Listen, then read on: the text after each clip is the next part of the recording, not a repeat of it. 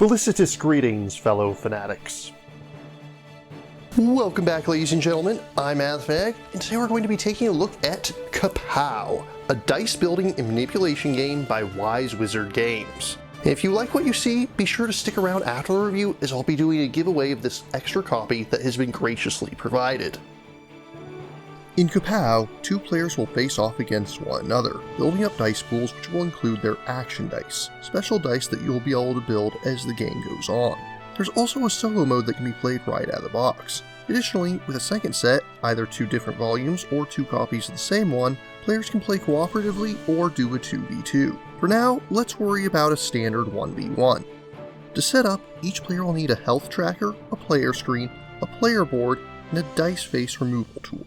Aside from the latter, each of these is themed with either heroes or villains, but they're functionally identical and there's no harm in mixing and matching if the players so desire.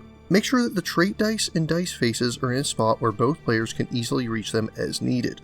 The instructions suggest playing your first game without characters. While I do not share this opinion, if you wish to do so, have each player take one of each color of trait dice, as well as an action die and a single wild side. In this case, both players will set their HP to 25. If players are using characters, they'll of course each have to choose one. Each character has their own unique combination of starting dice, which lists trait dice first, followed by action dice and the faces they'll start with. Some characters may even have a completely blank action die to begin with. Above their starting dice, you'll also find their starting health. At this point, give the first player token to the player with the lower starting health. If there's a tie, it goes to the villain. If both players are heroes or both players are villains, simply give it to a player at random. With that, set your screen so that your player and character boards are hidden and you're ready to begin. Each round of KAPOW consists of 4 phases. First is ability selection, wherein each player will roll all their dice and then assign them on their player and character boards.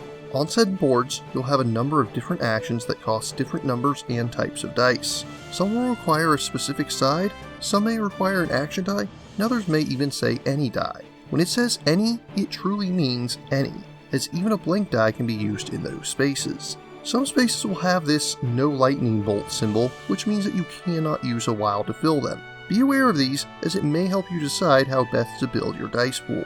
Also of note are abilities listed as immediate. When you decide to place dice on one of these, you'll do as it says and inform your opponent of exactly what you're doing. For example, if you want to reroll, you'll choose a die and place it on this space, and tell your opponent that you're rerolling another die. Bear in mind that any dice used for an immediate effect cannot be moved or re-rolled for the remainder of the round. Once both players have decided on where to place their dice, they'll remove their player screens and move on to the attack and defend phase. During this phase, the first player will strike first, adding up their attack values. To make an attack, they must have filled in exactly one base attack section. They may also have filled in any number of kickers and a single multiplier, but remember that you must have a base attack for the other two to have any effect. Forget what your algebra teacher taught you and do all additions before multiplying to get your final attack value. Then, the other player will do the same with their defense values. If the attack is higher than the defense, then the defending player takes the difference as damage. So in this case, the vicious spoiler alert has a base attack of 3 and a +2 kicker for a total of 5. However, Timeout has gone on the defensive with a base defense of 3 and a +1 kicker, meaning she'll block 4 of the damage and only take 1 in the end. She'll also take 2 non-wild faces for her action dice, as Flip and Deflect both instruct her to do such. After the first player attacks, the defender has a chance to strike back with attack dice of their own. In this example, Timeout hasn't prepared any attacks for this round, so obviously, spoiler alert, will take no damage. After both players have had the opportunity to attack, the first player marker goes to whichever player had the highest total defense value. If there's a tie, it simply remains with whoever already had it.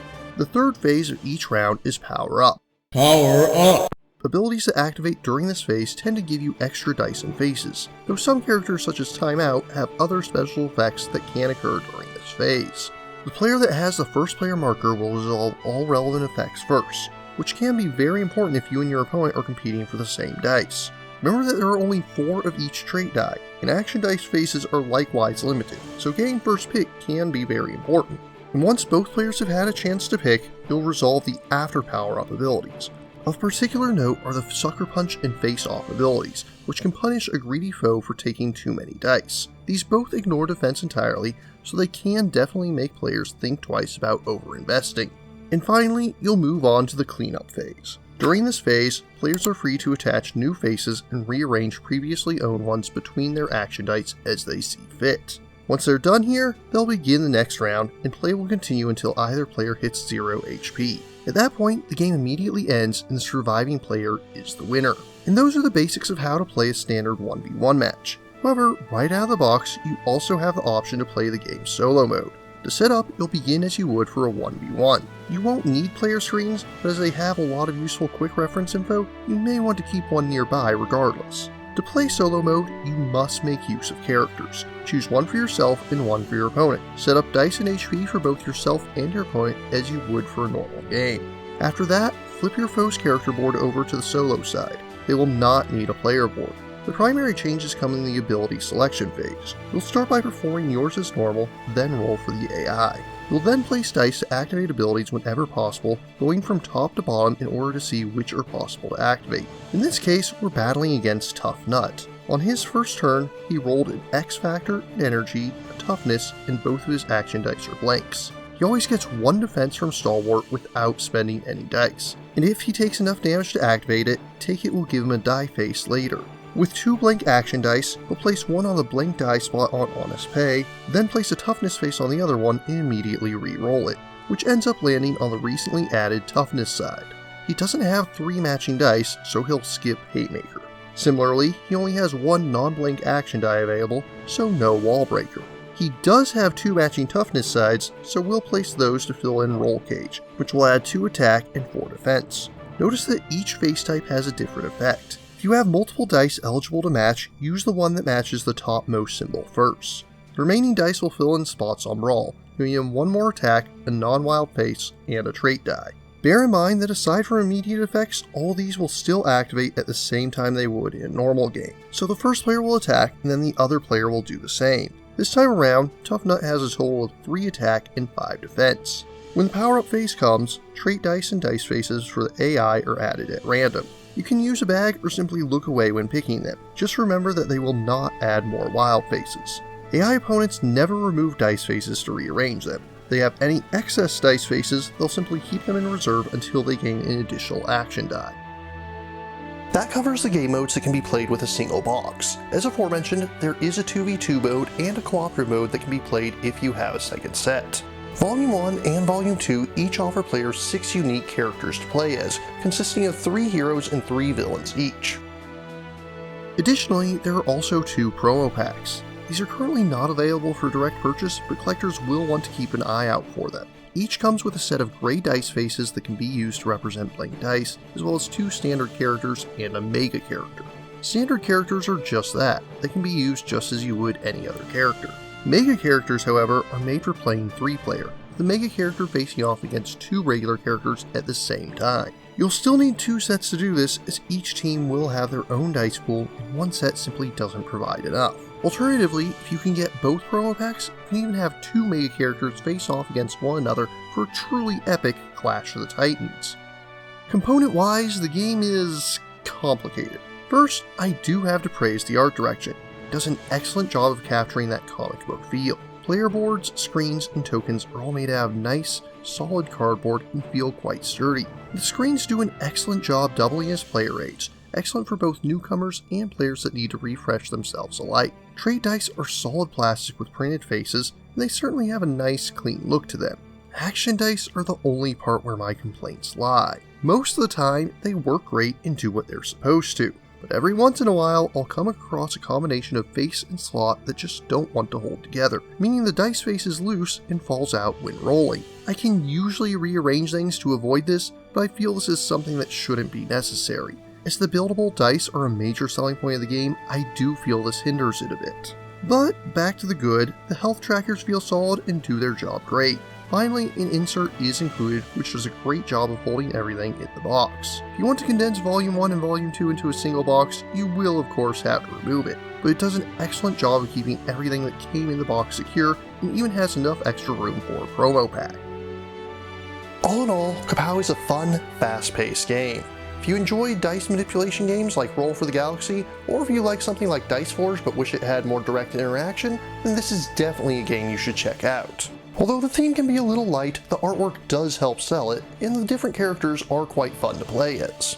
On the downside, I do find the solo mode to be a little lacking, but as longtime viewers know, I'm generally very critical of games that obviously started as competitive titles and then had a solo mode added in later. I feel I should also mention that it feels like the solo mode heavily favors aggressive play, whereas the actual 1v1 mode seems much more balanced between offensive and defensive strategies. For the most part, components are very good, but the action dice do have that flaw that I mentioned, and for that I do have to knock a few points as they are a central component of the game. But despite all that, I did enjoy it quite a bit and recommend it to both fans of dueling games and dice manipulation alike. In conclusion, I find KAPOW to be worthy of a solid 7.8 out of 10. As promised, I do have this copy of Volume 1 to give away. This is a sealed copy and comes with the 6 characters you see featured on the cover. The contest is open to US residents of ages 18 and older. Click the link in the description below in order to read the full rules and enter.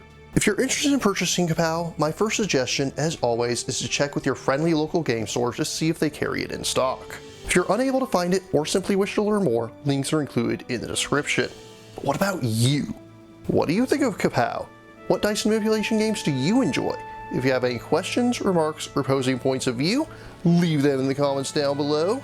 And don't forget to like, share, subscribe, and ring that bell. If you really enjoy my work, please consider funding my channel on Patreon. Until next time, farewell, fellow fanatics.